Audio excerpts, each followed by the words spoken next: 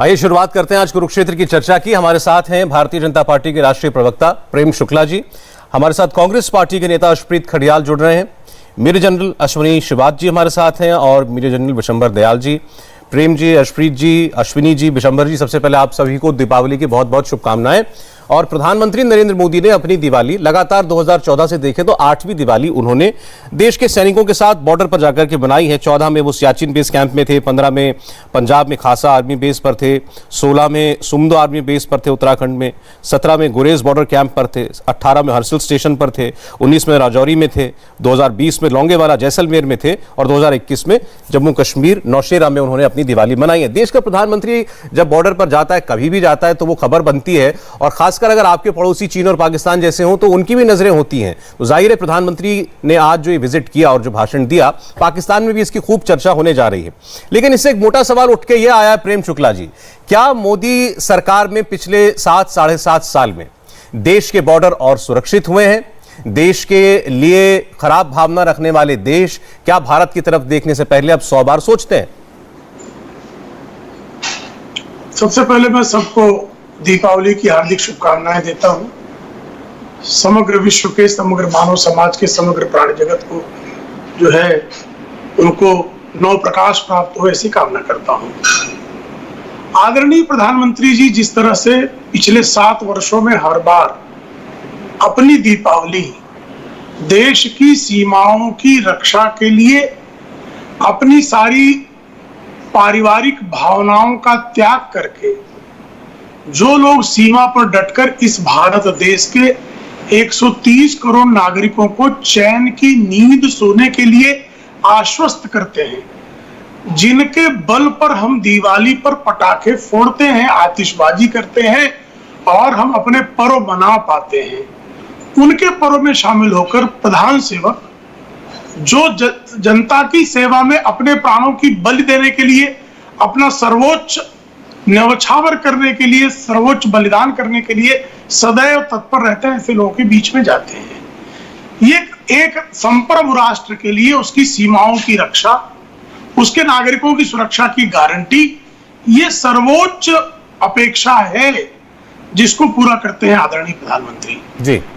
और भाई उनकी दिवाली इस तरह बनती है। एक दिवाली इस तरह से भी है कि जिनको प्रधानमंत्री बनाने का पिछले 2 दशकों से बाल हट चल रहा है, वो आदरणीय राहुल गांधी, में किसी की दिवाली पर किसी के विरुद्ध टिप्पणी नहीं करना चाहता, लेकिन ऐसी खबर प्राप्त हुई है कि आदरणीय राहुल गांधी इन दिनों इस समय लंदन की यात्रा पर चले गए हैं।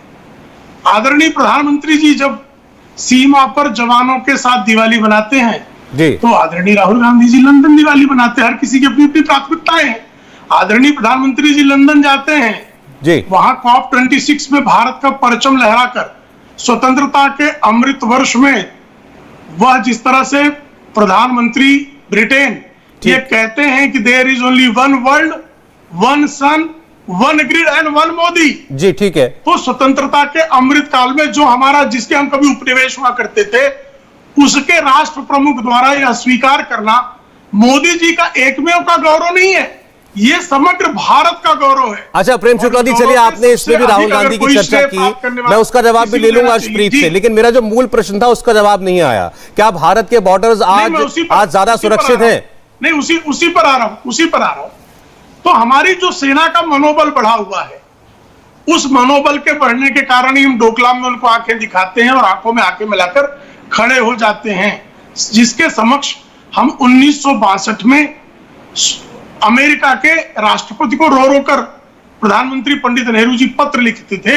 आज उस चीन में हम उनकी आंखों में मिलाकर खड़े हो जाते हैं और गलवान में हमारे बलवान अपनी सीमाओं की रक्षा में चीनी सैनिकों की क्या दुर्दशा करते हैं, ये पूरे विश्व ने भली भांति देखा है।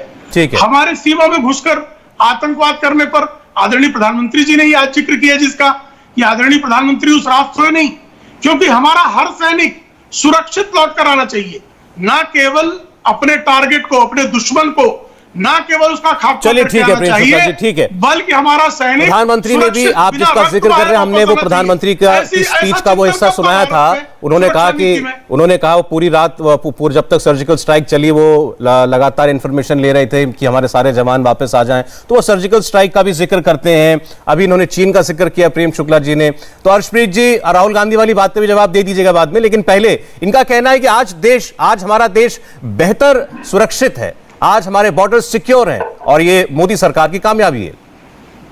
देखिए, पहली बात तो यह है कि मोदी साहब ने वहां पे जाके कहा आप मेरा परिवार हैं, जवानों को बखूबी कहा, लेकिन आपने नारा सुना होगा जय जवान जय किसान। वही किसान जो 700 शहीद हो गए हैं, बॉर्डर पे प्रोटेस्ट कर रहे हैं, 11 महीने हो गए हैं, उसके बावजूद मोदी साहब ने एक शब्द नहीं कहा। उनकी दीपावली का आपको कोई ख्याल नहीं, उनकी दीपावली कोई मायने नहीं रखती। उनके बच्चे शहीद हो गए हैं अपने हक मांगते हुए, मोदी साहब को उनका ख्याल ना आया। सिंगापुर के लोगों के बारे में, श्रीलंका के लोगों के बारे में ट्वीट करते हैं, लेकिन सिंगू बॉर्डर पे बैठे किसान के बारे में एक शब्द ना कहा, कोई मुआवजा नहीं दिया, कोई नौकरी नहीं दी। वहां पे पंजाब कांग्रेस ने जाकर के जो ड्यूटी सरकार की थी, बीजेपी सरकार की, वो निभाई। दूसरा, मैं एक चीज पूछना चाहता हूं इनसे कि आप ऐसा पीआर ऑपरेशन क्यों करते हैं? जवानों को मिलिए, अच्छा है, फोटोज क्यों खींचते हैं, वीडियोस को खींचते हैं, उनको डालते क्यों, अपलोड क्यों करते हैं? इसको फोटो आप में मत तब्दील कीजिएगा। दूसरी बात, जो मेजर जनरल यश मोर साहब है रिटायर्ड, उन्होंने कहा हर एक जवान जो है वो वर्दी पहना हुआ किसान है। उत्तर प्रदेश से, पंजाब से, राजस्थान से, यहां से, हरियाणा से किसानों के बच्चे इतनी बड़ी तादाद में वहां पे जाके आर्मी ज्वाइन करते हैं और उन्हीं के खिलाफ ऐसा रवैया बीजेपी सरकार रखती है। बिजली के बगैर, सर्दी में, गर्मी में, ठीक है हर्षप्रीत जी, आपने दो बातें कही है, मैं दोनों का जवाब लूंगा। आपने कहा कि ये जवान जिनको अपना परिवार प्रधानमंत्री ने कहा ये किसानों के बच्चे हैं, तो किसानों के सुध प्रधानमंत्री क्यों नहीं रहते? पूछता हूं, लेकिन जो अभी आपने कहा कि प्रधानमंत्री तस्वीरें क्यों खिंचाते हैं जब बॉर्डर पर जाते हैं, आपको लगता है कि बॉर्डर पर जाकर प्रधानमंत्री के ये वीडियोज आप जब आते हैं, जो देश देखता है, तो केवल प्रसिद्धि और प्रचार के लिए उनकी? साहब, मैं ये पूछना चाहता हूं को कि किसों का इनको एक तो ख्याल क्यों नहीं आया? वहां पे तो फोटो आप तो दूर की बात है, ट्वीट नहीं करते हैं ये। दूसरा, जो वेटरन्स है ना आर्मी के, उन्होंने कहा है साहब कि जब आप किसानों की बेइज्जती करते हैं, उनको आप डिसरिगार्ड करते हैं, वो आप जो हमारे फौजी है बॉर्डर्स पे, उनकी बेइज्जती के बराबर है। और उन्होंने ये भी कहा कि हम अपने मेडल्स रिटर्न कर देंगे अगर मोदी साहब। दो वेटरन्स यहाँ बैठे हैं, बड़े सीनियर रिटायर्ड आर्मी जनरल्स हमारे साथ हैं, मैं जरा उनके पास चलता हूं, आपकी बात का जवाब लेता हूं। कंक्लूड कर रहा हूं साहब, अच्छा कंक्लूड कर रहा हूं साहब, बस एक लास्ट चीज। Okay okay. जो वहां पे इन्होंने मिलिटेंसी के बारे में नहीं बताया। आप देखिए 34 सिविलियंस मारे गए 2 हफ्तों में, 2 हफ्तों में। पिछले साल 1 साल में 34 सिविलियंस बेचारे मारे गए थे। नॉन लोकल्स का एक्सोडस हुआ, छोड़ करके जाना पड़ा। कारपेंटर्स, फार्मासिस्ट, स्ट्रीट वेंडर्स वहां पे मारे जा रहे हैं, हमारे जवान मारे जा रहे हैं। मोदी सरकार ने क्या किया? कितने विजिट्स हैं इनके जम्मू कश्मीर में बताइए, जब से आर्टिकल 370 स्क्रैप ऑफ हुआ है? अमित शाह साहब ने कितने विजिट किए? प्लेन पे आते हैं साहब, वहां पे लैंड करते हैं, ग्राउंड लेवल की इनको एक्वेंटेंस नहीं है, समझ नहीं है, बिकॉज ग्राउंड पे उतरते अच्छा, ठीक है, वहां पे जाके समझते का है। अच्छा हर्षप्रीत जी, अब मैं जरा उत्तर ले लूं, आपकी बातों का जवाब ले लेता हूं। मैं दयाल साहब के पास जाना चाहता हूं। जनरल साहब, पहले तो जो हर्षप्रीत ने जिस पर एतराज किया कि प्रधानमंत्री बॉर्डर पर जाएं लेकिन उसका प्रचार ना करें, फोटो ना खिंचाएं, वो फोटो आप कह रहे हैं इसको, आपको लगता है कि ये तस्वीरें जब आती हैं तो इससे प्रधानमंत्री का प्रचार हो रहा है या सेना का मनोबल बढ़ रहा है? देखिए, सारा सिंबोलिज्म है और सिंबोलिज्म की अहमियत है। प्रधानमंत्री पिछले 7 साल से हर दिवाली पर सैनिकों के साथ जाते हैं। ये एक सिंबॉलिक जेस्चर है देश के प्रधानमंत्री का, जिसकी एक अपनी अहमियत है और उससे सर्टनली जवानों का मोराल बढ़ता है। फोटो ऑप से उससे मैं नहीं समझता कोई प्रधानमंत्री को इतना प्रचार मिलता होगा या इतनी प्रख्यात वो उनको मिलती होगी। और खासकर अब जब पिछले 2 महीने से टेररिज्म जम्मू एंड कश्मीर में सर उठाए हुए है, सिविलियंस कैजुअलिटीज हुई हैं, सैनिकों की कैजुअलिटीज हुई हैं, इस टाइम पर जाना, वहां जवानों से बात करना सर्टनली उनके मोराल के लिए बहुत ही अहमियत रखता है और एक बहुत अच्छा जेस्चर है प्राइम मिनिस्टर का। और मैं उसके लिए उनको दिल से हार्दिक बधाई देता हूं और देशवासियों को भी, सेना की सैनिकों को भी आपके चैनल के थ्रू दिवाली की मुबारकबाद देता हूं। दूसरी बात जो मैं कहना चाहता हूं साहब, अगर आप सिंबोलिज्म के अभाव उठना चाहते हो तो पिछले 7 साल से एक अधूरी सी ओरोप आपने लगा रखी है। जो रिटायर्ड सैनिक हैं, कल ये भी रिटायर्ड होंगे इनमें से, वो कोर्ट्स के चक्कर काटे जा रहे हैं, आपके जू नहीं चल रहा। अगर साहब आप सिंबॉलिज्म से ऊपर उठना चाहते हैं तो आप कोर्ट में जाके एनएफयू का जो हमारा जो सैनिकों का जो सेना का जो सेना मुद्दा रखती है, आपकी सरकार उसका विरोध करती है।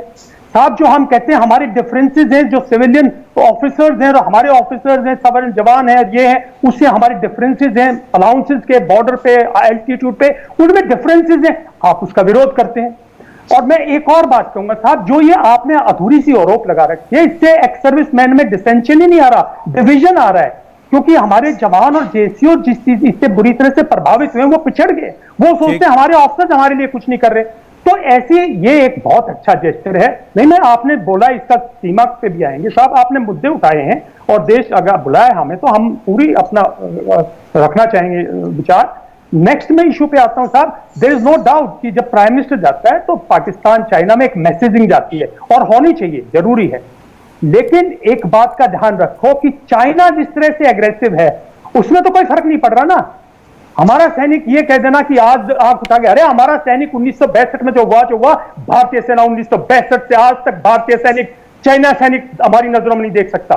क्या बात करते हो आप? आज 5 साल की बात थोड़ी है कि 1962 की, ये मेरे साथ दोस्त बैठे हैं, 1962 में जो हमारे साथ हुआ, धोखा हुआ, जैसे भी हुआ 1962 से आज तक भारतीय सैनिक लोहे की तरह खड़ा हुआ और सिर्फ चीन इससे डरता है। आप लोगों की जो पॉलिटिकल वो है, आप लोगों की जो ब्यूरोक्रेटिक वो है, आप लोगों की जो डिप्लोमेटिक वो है, वो इसको वीक करती है। जो आप लोगों की पॉलिसी, आप $70 बिलियन का वो करते हो और चाइना डेप्थोंग से जाने को तैयार नहीं है, और आप अपना ठीक है, आप विड्रॉ कर लेते हो अपने ट्रूप्स को।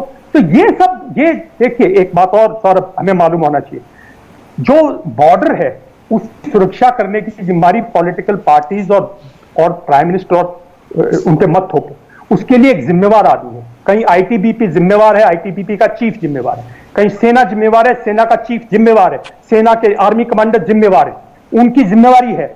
आपको सिर्फ एक एनवायरनमेंट शेप करना है कि उसमें अगर दूसरा नहीं, तो फिर मुझे ये बताइए दयाल साहब, अभी आपने कहा कि ये इसकी जिम्मेदारी नेताओं पर या प्रधानमंत्री पर, हमारी पॉलिटिकल क्लास पर नहीं डालनी चाहिए, तो जो आरोप लगता है, अभी आपने डोकलाम का जिक्र किया, अर्शप्रीत दीप कह रहे थे, विरोधी कहते हैं चीन अभी वापस नहीं गया है, तो इसकी जिम्मेदारी, इसका आरोप तो सीधा प्रधानमंत्री पर ही लगाया जाता है ना, आज की सरकार पर लगाया जाता है ना।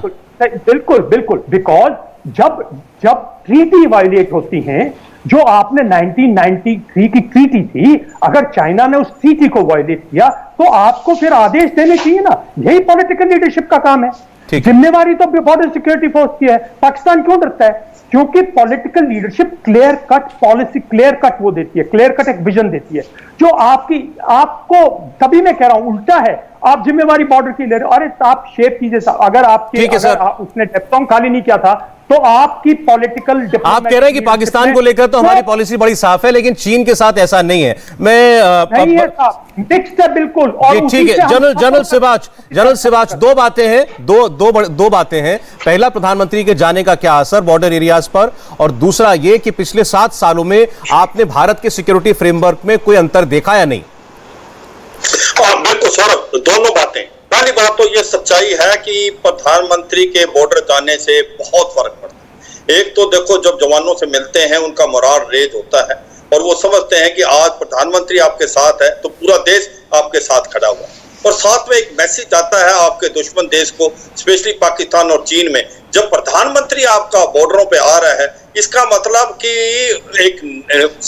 एक मैसेज दे रहा है आपको कि आप अगर सुधर जाएं, नहीं सुधरेंगे तो भारत किसी स्टेज तक जाने तैयार है। तो मुझे लगता है उससे 2-3 चीजें और होती हैं, इनबिल्ट है। एक तो जिस इलाके में जाता है वहां पर डेवलपमेंट की बात होती है, एक वो खुद जाके जो जवानों से और फील्ड कमांडर से मिलता है, उनकी जो कमियां खामियां हैं, उनके जो एक्सपीरियंस उनको शेयर करता है, उसका भी बड़ा फर्क पड़ता है। तो मुझे लगता है कि ये जो 8-9 साल से प्रधानमंत्री हर दिवाली को जा रहे हैं, बहुत अच्छा जेस्चर है और इससे मनोबल में बड़ा फर्क पड़ा है, और ये एक प्रतिक्रिया चली रहनी चाहिए। अभी आपका नेक्स्ट क्वेश्चन है सौरभ, क्या हमारी जो सैन्य शक्ति में बढ़ोतरी हुई है?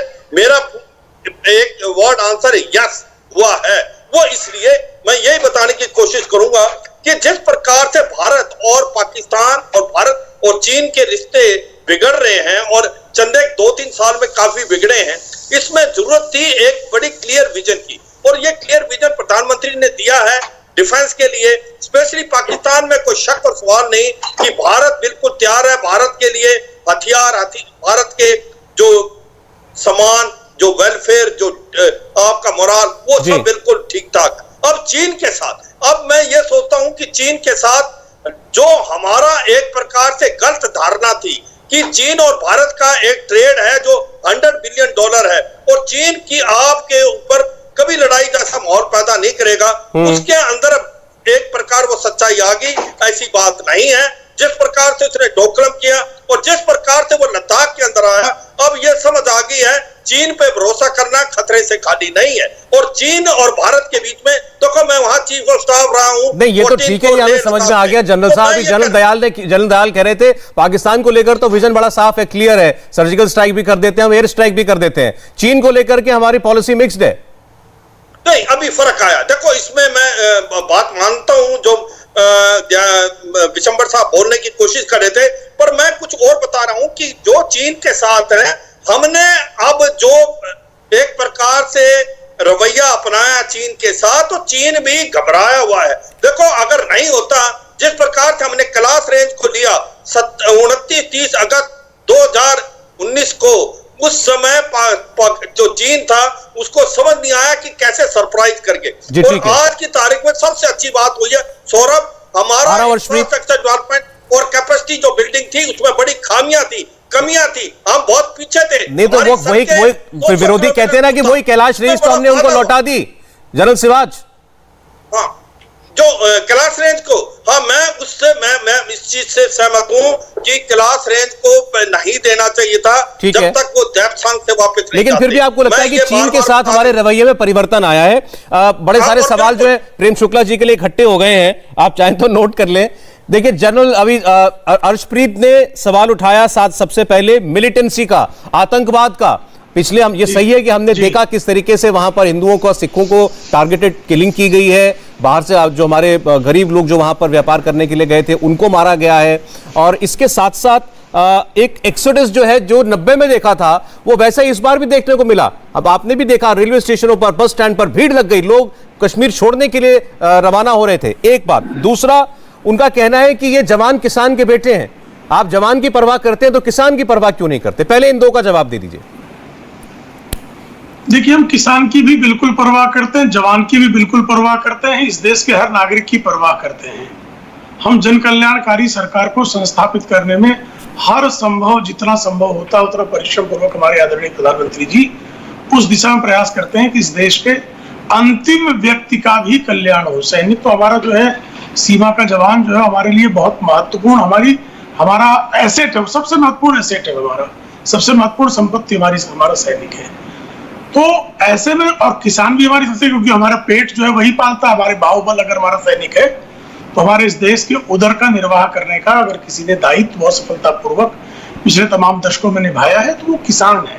और 95% किसान जो है वो भारत में जिस तरह की 2014 के बाद नीतियां बनी, 20 से लेकर 2000 तक उसको जैसे जोड़ा गया है, फैसिलिटेट किया गया, उसका सम्मान रखा गया है, उसको यथासंभव जो है हर प्रकार की मदद की गई है, उसको विधिक जो है गारंटीज दी गई है, उसके खतरों को टाला गया है।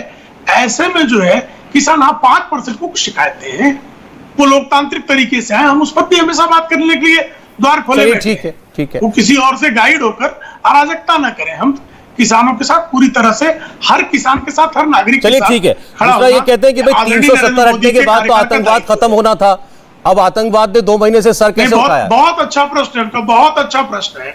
आप कृपा करके बता दीजिए, अनुच्छेद 370 के बाद आतंकी घटनाओं में अनुच्छेद 370 के पहले की जो घटना है उसे कमी आई है कि नहीं आई है? आप कोई भी जो ऑथराइज आंकड़ा किसी भी ऑथराइज साइट से उठाकर अभी देख सकते हैं तत्काल। इसके लिए कुछ विशेष जो है रिसर्च के विंग स्थापित करने की आवश्यकता नहीं है। आप जिस लाल चौक पर हर जुमे के रोज नमाज के बाद आईसिस का झंडा फहराया जाता था, वहां कृष्ण जन्माष्टमी का जुलूस निकल रहा है। इसके बावजूद अगर किसी को लग रहा होगा कि कश्मीर में स्थिति बिगड़ी है तो निश्चित तौर पर अभी भी वो कश्मीर को pre-2019 समझने की गलती कर रहा होगा। ठीक है, वो कर सकता है, ये उसका लोकतांत्रिक अधिकार है, वो चिंतन करें। लेकिन जो व्यवस्था है, जिस तरह से सीमा पर घुसपैठ को रोकने में हमने सफलता पाई है, अगर आप खुद समझिए ना, 2014 के पहले K2 चालू था, K1 तो उन्होंने 90s में कंप्लीट कर लिया था कि कश्मीर पे आतंकियों के जो आका थे उनका कब्जा, उनके मिजाज के खिलाफ कोई बात नहीं कर सकता था। हुर्रियत कॉन्फ्रेंस जो खुलकर पाकिस्तान से बात करती थी, वो प्रधानमंत्री के टेबल पे बैठा हुआ था, उसको जेल में बैठा रखा है, उसकी औकात पे बैठा रखा है, ठीक है, आतंकवादियों को दौड़ा के मार रखा है। तो आपने कहा कश्मीर में 14 के बाद और विशेषकर 19 के बाद 370 हटने के बाद बहुत परिवर्तन आया है। हर्षप्रीत जवाब देंगे। साहब मैं इतना पूछना चाहता हूं इनसे, ये कह रहे हैं हम किसानों की बड़ी फिक्र करते हैं। जो आपके सीएम है हरियाणा के मनोहर लाल खट्टर साहब, उन्होंने अपने वर्कर्स को कहा किसानों का बेस तुम धार लो, इनके डंडे मारो, बेल तुम्हारी मैं करवाऊंगा, अगर कुछ टाइम तुमने जेल में लगा भी लिया तो बड़े लीडर बन के निकलोगे। उनके खिलाफ आपने एक्शन क्यों नहीं लिया? जो आपके मिश्रा साहब हैं, होम मिनिस्टर ऑफ स्टेट, उन्होंने किसानों को कहा मैं अगर अपनी आई पे आ गया 2 मिनट में तुम्हें सीधा कर दूंगा, मेरा पास्ट उठा के देख लो। उनके खिलाफ हाईकोर्ट में 302 का केस चल रहा है, मर्डर का। तीसरा, थम्स डाउन करके प्रोवोक किया, आज भी मिनिस्टर है, उनके नाम पे वो गाड़ी बोलती है जिस गाड़ी की वजह से 5 किसान कुचले गए लखीमपुर में, उसके बावजूद कोई मुआवजा आपने नहीं दिया। पंजाब कांग्रेस ने दिया वहां पे 2.5 करोड़ का मुआवजा। तीसरा, आपने गारंटी दी थी डिमोनेटाइजेशन और आर्टिकल 370 के वक्त, सुन लीजिए साहब, आर्टिकल 370 के वक्त और डिमोनेटाइजेशन के वक्त आपने गारंटी दी। गारंटी में इन्होंने कहा कि हम कम नहीं करेंगे टेररिज्म को, इन्होंने कहा जड़ से खत्म हो जाएगा। कहां खत्म हुआ है मुझे बताइए आप? वहां पे education 0, employment 0, all time high. मैं आपसे पूछना चाहता हूं साहब, एक चीज बताइए, वहां पे बच्चे जो है स्कूल जा रहे हैं, 30 वर्किंग डेज, 30 वर्किंग डेज हो रहे हैं वहां पे। शांत चित्त में ऐसे प्रश्न पूछे जा सकते हैं के दौरान ऑनलाइन इसके लिए रक्तचाप बढ़ाकर बच्चे ऑनलाइन क्लासेस भी नहीं अटेंड कर पाए क्योंकि वहां पे इंटरनेट शटडाउन रहता था। एक सवाल है साहब, सुन लीजिए, एक सवाल आपसे, एक सवाल। मोदी साहब ने जब एक सेकंड मुझे सुन लीजिए, सवाल कीजिए, साहब प्लीज सवाल सुन लीजिए साहब। एक सवाल सिंपल है, जब LAC पे इंट्रूजन हुई चाइना द्वारा, मोदी साहब ने all India political parties meet में कहा कि कोई इंट्रूजन नहीं हुई। उनसे 2 दिन पहले जयशंकर साहब ने, फॉरेन मिनिस्टर जो है हमारे, उन्होंने कहा इंट्रूजन हो चुकी है। तो मोदी साहब ने झूठ क्यों बोला? अब जवाब, दूसरा, ठीक, हर्षप्रीत इसका जवाब ले लेते हैं, बोलिए प्रेम शुक्ला जी। देखिए, भारत की सीमा में चाइना का इंट्रूजन 1962 में निश्चित तौर पर हुआ। 38,000 वर्ग किलोमीटर भूमि साहब अभी की कांग्रेस के शासनकाल में चली। साहब अभी की बात सुनिए ना, मेरा पूरा उत्तर।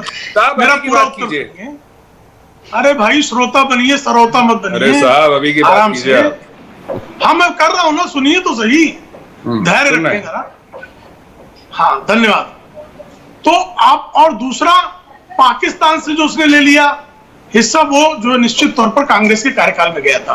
मोदी जी के कार्यकाल में भारत की 1 इंच भूमि भी चीन के कब्जे में नहीं गई है। भारत की 1 इंच भूमि भी चीन के कब्जे में नहीं गई है। ये मोदी साहब ने कहा, चीन क्यों रहो भाई? चीन, जयशंकर साहब ने 2 दिन पहले चीन से आपका एग्रीमेंट है भारत के विरुद्ध, झूठ क्यों बोला? कांग्रेस पार्टी का चीन के साथ एग्रीमेंट है। गोगरा नहीं हुआ, गोगरा नहीं हुआ, डेप्सांग नहीं हुआ, डेप्सांग नहीं हुआ, वहां पे गोगरा नहीं हुआ, टेरिटरी नहीं हुआ। दीपावली के दिन सत्य बोलना चाहिए, हमारी टेरिटरी नहीं तो झूठ बोलने की आदत पड़ जाएगी। हमारी टेरिटरी चाइना के पास हमारे यहाँ धारणा परंपरा है इस चीज को कि चाइना के पास सत्य बोलना चाहिए। अच्छा ठीक है, एक मिनट, आपने जो सवाल किया उसका जवाब तो दे दिया इन्होंने। आपने कहा झूठ क्यों बोला, उन्होंने कहा कोई झूठ नहीं बोला। उन्होंने कहा था 1 इंच हमारी कोई जमीन इनके पास नहीं गई है, कह रहे इन्होंने भी यही कहा कि 1 इंच भूमि किसी के पास नहीं गई है। बाकी दोनों लोग तो मिलिट्री मैटर्स से जानकार है। विशंबर दयाल जी, इस वक्त क्या परिस्थिति है हमारी चीन के साथ? एक चीज, सवाल ये था, इंट्रूजन हुई, इन्होंने तो मना कर दिया ना, इन्होंने कह दिया नहीं हुई। नहीं, वो साहब वो नहीं कह रहा मैं। जयशंकर साहब ने कहा था कि इंट्रूजन हुई है 2 दिन पहले, 2 दिन बाद मोदी साहब ने AIPPM में कहा इंट्रूजन नहीं हुई, फॉरेन मिनिस्टर को कॉन्ट्राडिक्ट किया। मैं पूछ रहा हूं फॉरेन मिनिस्टर ठीक थे या मोदी साहब? चलिए ठीक है, ठीक। अब मैं जरा दयाल साहब के पास जा रहा हूं। जी दयाल साहब, क्या है एग्जैक्ट सिचुएशन? देखिए सौरभ, मैं भी या अश्विनी श्रीवास्तव साहब जो ग्राउंड की एक्चुअल सिचुएशन है वो नहीं बता सकते, ना हम उसके वो हैं, ऐसा नहीं बता सकते। लेकिन इसमें कोई शक की बात नहीं है कि 2019 जब डोकलाम हुआ था, हम उसके बाद जागे नहीं। हमें सोचना चाहिए था कि चाइना जो है वो एग्रेसिव मोड में आ गया है। तो जो ईस्ट लद्दाख में हुआ उसमें कोई शक की बात नहीं। हमने ऐसे थोड़ी 20 जवान शहीद कर दिए कि भाई उसने वो घुसा नहीं तो हमने अपने जवान बलिदान कर दिए उसकी तरफ भेज के, ऐसा नहीं है। चाइना ने इंट्रूजन की है और चाइना आज भी डेप्सोंग में जहां था वहीं बैठा हुआ है, तभी बार बार बातचीत हो रही है। देशवासियों को क्यों झूठ बोले? हमारी डेमोक्रेटिक शक्ति तो यही है ना कि पूरा देश एक भाषा बोले कि चाइना आया है, पूरी दुनिया में बोलो कि चाइना ने हमारे साथ गद्दारी की है। जब देश जो है हमारा देश उस टाइम पे पूरा कोविड में पीड़ित था, ये चाइनीज एम्बेसी को उस टाइम पे हमें बैन कर देना चाहिए था। इन लोगों ने ये इंफॉर्मेशन दी है वहां और चाइना ने उसका फायदा उठाया है। हमारी सेना भी उस टाइम पैरालाइज थी, हम लोग सैनिकों की भी गार्ड कर रहे थे, इन्होंने हमारे साथ विश्वासघात किया है। अब बार बार झूठ बोलने से क्या होगा? मैं प्राइम मिनिस्टर का, भारत के प्रधानमंत्री को मैं कैसे झूठा बोल सकता हूं? इस देश के लोगों ने आस्था जताई साहब, वो हमारा एक प्रतीक है साहब, प्रधानमंत्री है। लेकिन जो ग्राउंड पे हकीकत है उसके लिए मैं कह रहा हूं कि जो पॉलिसीज हैं, जिस दिन 1993 की एग्रीमेंट को चाइना ने रत्ती भर भी वायलेट किया, उसी दिन पॉलिटिकल और डिप्लोमेटिक ऑफेंसिव स्टार्ट हो जाना चाहिए। और अगर वो फिर उसको वायलेट, और उसने डोकलाम में वायलेट किया, बिल्कुल वायलेट किया, आप शिवाज साहब से पूछ लो, और ईस्टर्न लद्दाख में शरेआम वायलेट किया, तो आपने उन ट्रीटीज के हिसाब से कार्रवाई करनी चाहिए। आपको बोलना चाहिए था, जैसे हमने उसको 68, 69 में जब जवाब दिया, करारा जवाब दिया, 86, 87 में करारा जवाब दिया, क्योंकि क्लियर कट पॉलिसी थी, अगर वो घुसता है तो गोली मारो, हथियार उठाओ। ठीक, सैनिक है भाई, वो लड़ने नहीं का, डंडे, आप डंडे, हथियार, शील्ड, तलवार, भाई आधुनिक युग है 2021। आप अपनी, हमारे को बहुत देश को, चाइना को बीट करने के लिए बहुत मेहनत करने की आवश्यकता है। सेना मेहनत कर रही है। मैं एक और मुद्दे पर आऊंगा। देखिए, मैं एक बात आपको कहना चाहता हूं, भारत की सबसे बड़ा भारतीय सेना का कारगर हथियार क्या है इस दुनिया में? साहब, रफेल नहीं है, हमारी शिप्स नहीं है, आपके आधुनिक टैंक नहीं है। भारत का जवान जो है, और जिस ग्रामीण भारत से जवान आता है, उससे दुनिया का हर जवान डरता है। कारगिल के बाद दुनिया की हर सेना भारतीय जवान का खौफ मानती है। पाकिस्तानी कहता है मुझे इंडियन इन्फेंट्री से किसी तरह दूर करो, वो भाग जाता है छोड़ के। चाइना भी भाग जाए अगर आप पॉलिटिकल और डिप्लोमेटिक विल दिखाओ तो, क्योंकि हमारा जो सैनिक वो सैनिक ग्रामीण भारत से आता है। जब ग्रामीण भारत पर किसी किस्म का आप प्रहार करते हो, या उसको लगता है आपने बहुत अच्छा किया, ये कानून अच्छे होंगे, मैं इससे नहीं जानता, लेकिन उसको पता है कि उसका पिताजी, उसका चाचा जी आज कहीं एजुकेशन में बैठा है, ये उस पर इंपैक्ट डालता है। और दूसरा, मैं प्रेम शुक्ला जी से कहूंगा, साहब, अगर आप सचमुच में जो मोदी जी को सेना, आज 99% ex serviceman Bharatiya Janata party के समर्थक है, हम लोग जानते हैं, इंटरेक्ट करते हैं। साहब, आप क्यों नहीं, आपने क्यों लटका रखा है कोर्ट में हमारे? अच्छा, मैं उसका जवाब लूंगा, इनसे मैं प्रेम शुक्ला जी से, दयाल साहब उसका जवाब लूंगा, ठीक है, मैं उसका उत्तर लेके आज लूंगा उत्तर। शिवाज साहब, ठीक बिगड़ता है ना हमारा सैनिक। देखिए साहब, हमारा एक कर्नल आर्मी हेडक्वार्टर में, एक उनके अंडर सेक्रेटरी से, एक उनके अंडर डायरेक्टर से भी, ठीक है दयाल साहब, आता है, ठीक है दयाल साहब। नहीं, ये बात हम अक्सर सुनते हैं कि एक सर्विसमैन जो ओआरओपी दिया गया है उससे पूरी तरीके से संतुष्ट नहीं है। मैं इस पर आऊंगा। प्रेम शुक्ला जी, इसका जवाब दे दीजिएगा जाने से पहले। सौरभ, एनएफयू जो कि आर्मी हेडक्वार्टर, जो कि जब हम सिविलियंस के साथ ऑपरेट करते हैं तो हम बहुत लो ग्रेड पे आ जाते हैं जी। ठीक, वहां हमारे साथ इंसल्ट। अच्छा, ठीक है सर, लेकिन मैं एक बात का जवाब मैं शिवाज साहब से लेना चाहता हूं, क्योंकि अर्शप्रीत ने इसको बड़े जोर शोर से उठाया और मुझे लगता है काफी हद तक इसको एंडोर्स किया दयाल साहब ने, कि देश का जवान भी देश के अंदर जो हो रहा है उससे प्रभावित होता है, और देश का जवान हमारा ग्रामीण परिवेश से आता है, तो अगर वहां जरा सा भी किसी को लेकर कोई असंतोष है तो वो भी प्रभावित होगा। इससे कोई, इसमें सच्चाई है शिवाज साहब? हाँ बिल्कुल, देखो गौरव, इसमें कोई शक नहीं कि जवान और किसान दोनों एक ही फैमिली के हैं, सच्चाई है इसमें। और अगर आप देखें, जो जवान हैं लड़ रहे हैं सीमाओं पे, उनके घर में किसान है, माँ बाप किसान है, भाई किसान है, 2-3 भाई होते हैं, उनमें से एक फौज में आ जाता है, 2 वो किसान का काम करते हैं। और इसमें कोई शक नहीं, जो ये फॉर्म लेके आए हैं, मुझे लगता है बड़े सच्चे मन से और अच्छे काम के लिए लेके आए हैं, मगर कहीं ना कहीं तालमेल में कमी है। अगर ये, मैं ये नहीं कह रहा इसके प्लस पॉइंट कितने, नेगेटिव पॉइंट नहीं है, मेरा पॉइंट ये है, अगर कोई किसान खुश नहीं है और किसान बैठा हुआ है संगूर के या कहीं और बॉर्डर पे, उसका इंपैक्ट मोरल पे, जवान पे पड़ सकता है, इसमें कोई शक और सवाल नहीं। ये सच्चाई हमें कबूल करनी चाहिए। और मैं ये नहीं कह रहा कि ये फार्म लॉ ठीक नहीं है, मेरे हिसाब से ये फार्म लॉ बहुत अच्छे हैं। मुझे तो पढ़े लिखे इंसान के तौर पे मुझे लगता है कि ये जरूरत है आने वाले समय में, मगर कहीं ना कहीं कम्युनिकेशन गैप है, समझाने में कहीं ना कहीं तालमेल नहीं हो रहा। मैं यही बताना चाहूंगा कि भारत का किसान और भारत के जवान एक ही फैमिली से आते हैं। मैं प्रधानमंत्री से यही गुजारिश करूंगा कि इसको जल्दी रिजॉल्व करें, आप दोनों के लिए अच्छा चाहते हैं। दूसरी बात मैं सौरभ मैं एक बहुत इंपॉर्टेंट बताना चाहता हूँ, जो दयाल साहब भी बता रहे थे, जो आप वेलफेयर देख रहे हो, 1 रैंक 1 पेंशन अभी भी हाफ है। और एक बहुत बड़ी चीज हो रही है अभी, जो वेलफेयर का है, जो हमारे एक्स सर्विसमैन हैं, उनके लिए जो कोयला का ट्रांसपोर्टेशन का एक प्रोजेक्ट था, उसको भी अभी बंद कर दिया गवर्नमेंट ने। ये कौन सी इंसाफ है कि आज की तारीख में जो कोल ट्रांसपोर्टेशन कंपनी दी गई थी एक्स सर्विसमैन को, आज उनको बंद कर दिया गया है। जो काम कर रहे हैं इसमें उनको अभी काम नहीं मिल रहा, उसकी बजाय प्राइवेट वालों को काम दे रहा है। मैं ये सोचता हूँ, ये फोरम में मैं ये अपील करना चाहूंगा अभी जो शुक्ला साहब से भी, कि आप इसको काइंडली देखें। आपका जो एक्स सर्विसमैन है वो आपका एक प्रकार 99 का 100% आपके साथ है, वो आपकी ताकत है, उसको आप वेस्ट ना होने दें। ठीक है श्रीवास्तव साहब, समय चला जाएगा, मैं चाहता हूं इसका जवाब प्रेम शुक्ला जी दे दें। हालांकि सब्जेक्ट जो है ये बड़ा पेचीदा सा है। दोनों हमारे जो रिटायर्ड जनरल साहब हैं, उनका कहना है कि हमारी एक्स सर्विसमैन कम्युनिटी OROP से संतुष्ट नहीं है, इसके बारे में कुछ करना चाहिए। निश्चित तौर पर देखिए, सैनिकों का कल्याण, सैनिक परिवारों का कल्याण, सैनिकों के पूरी तरह से, हर तरह से उनके परिवारों को कोई कष्ट ना होने पाए, पूर्व सैनिकों को किसी प्रकार का कष्ट ना होने पाए। इस 1971 से आप तो जानते हो आरोपी का क्या दशा थी, और उसको पहली बार आदरणीय मोदी जी ने ही, हाँ उसमें और भी जो आवश्यकताएं हैं, संशोधन है, वो निश्चित तौर पर सरकार इन सारी चीजों के बारे में सकारात्मक है। और किसानों का कल्याण, जवानों का कल्याण, पूर्व सैनिकों का कल्याण, उनके परिजनों का कल्याण, ये सरकार अपना दायित्व समझती, प्राथमिकता समझती है और उसके लिए समर्पित है। और सतत जो है वार्ता करके प्रक्रियागत ढंग से तीव्र गति से, उसको और तीव्र गति, सैनिकों को किसी प्रकार का, पूर्व सैनिकों को किसी प्रकार का कष्ट न होने पाए, उनके परिजनों को किसी प्रकार का कष्ट न हो पाए, क्योंकि वो सीमा पर अपने मनोबल के साथ मां भारती की रक्षा के लिए, अपना सर्वोच्च उत्तर देने के लिए सतत तैयार रहते हैं। इसलिए उनका हमारा सर्वोच्च सम्मान है। अब इनकी जो शिकायतें हैं, लेकिन वो दूर हो जाएं, ये जरूर देखना चाहिए।